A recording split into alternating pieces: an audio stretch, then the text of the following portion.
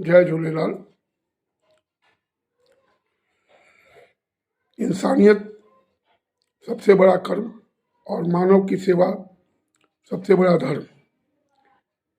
इसी बात पर अमल करते हुए नेशनल सिंधी वेलफेयर ट्रस्ट विगत 12 सालों से मानवता की सेवा में लगा हुआ है। इसी कड़ी को आगे बढ़ाते हुए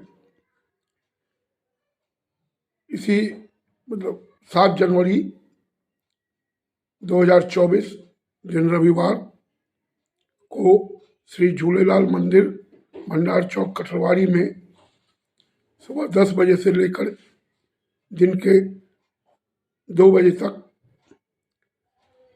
नेशनल सिंधी वेलफेयर ट्रस्ट 18वां निःशुल्क मोतियाबिंद ऑपरेशन चैन शिविर का आयोजन कर रहा है।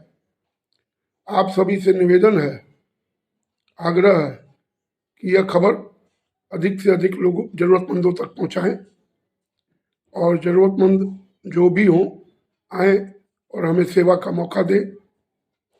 जय झूलेलाल।